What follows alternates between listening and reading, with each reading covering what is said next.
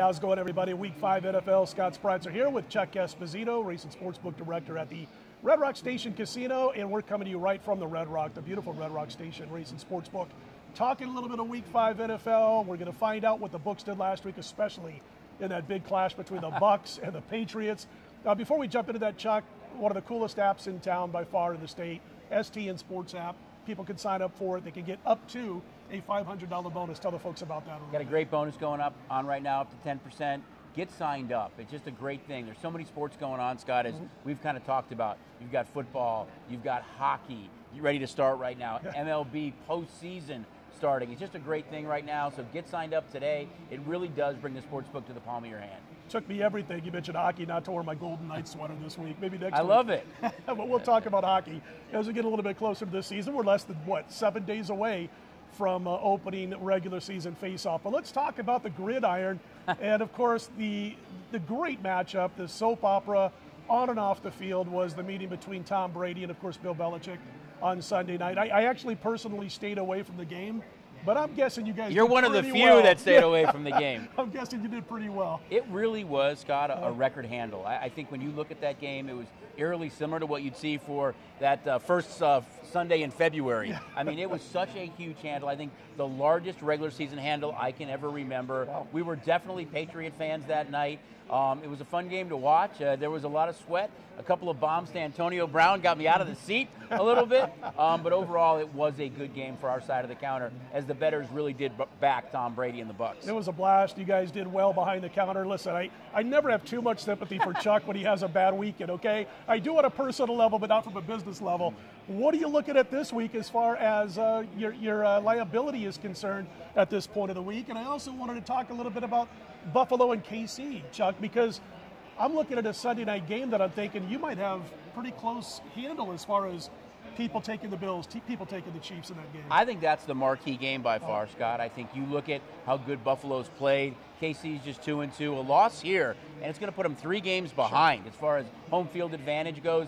I think there's tremendous value. I'm not giving out picks, and I never do, but I think getting points with the Bills, there has to be tremendous value. And when the game is sitting around 3, I think you're going to see a lot more Bills money come in. We've already seen that on the money line. Heavy Bills action in that game. Don't forget the Chiefs only covered 3 times in their last 15 games. One did happen to be last week, but they have not been a darling for the bettors who have backed the Chiefs over the last 15 games. I'm going to put you on the spot for just a second. If this was opening What's new? What's new? No.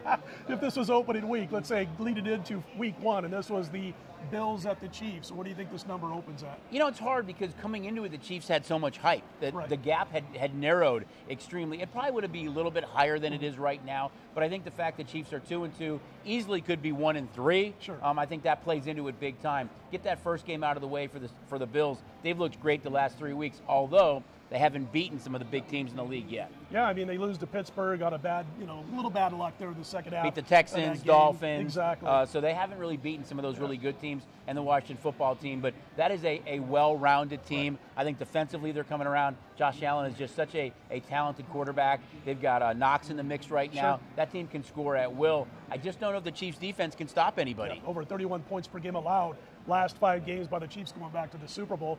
I got to ask you about the big story off the field that is probably going to affect what's happening on the field, and that, of course, is the soap opera involving Urban Meyer, the Jacksonville Jaguars. We were talking a little bit to Tony George, and he brought up a good point. There's probably, we don't know for sure, but there's probably a little settlement offer being thought of, possibly to send Urban packing. But when you hear a couple of anonymous players telling a reporter, and the reporter came out and said this, I think it was on Monday afternoon, maybe Tuesday, that they have absolutely no respect left for their coach. I know Trevor Lawrence has been all over the airwaves saying we like him, we respect him, but there's been a couple of anonymous players saying that he has zero credibility in the locker room at this point. I don't think his credibility was that high before the videos came out. Have you seen increased action on Tennessee or on the game in itself because of all of this? There hasn't been a tremendous amount of action on that game. It has ticked up a little bit. So we've seen some early play on Tennessee in this game. You have to remember, both Brown and Julio Jones didn't play last week. Their status is still up in the air. I think that factors in. For me, it's like you said, it's not so much on the field, but it's in the locker room. What does the effect have on those players in the locker room? My guess is, especially if you hear Brown or Jones are going to play, you're going to see that number tick up a lot more. Absolutely. What's your biggest liability this week as we speak? You know, it's so early right now, a little bit on the Vikings-Lions game. I think you look at the Lions and, all-pro centers out, their best pass rushers out. We've started to see that number rise up a little bit. We are definitely going to be Lions fans on that day. Also starting to see some one-way action on Tampa and Miami. Tampa, a lot of offense, they can score. Miami has really struggled to score so far. I think in both cases, we're clearly going to be rooting for the Dolphins and Lions on Sunday. Good stuff from Chuck Esposito, Racing Sportsbook Director at the Red Rock Station. I'm Scott Spreitzer. He's Chuck. Let's put him in the win column this weekend, everybody.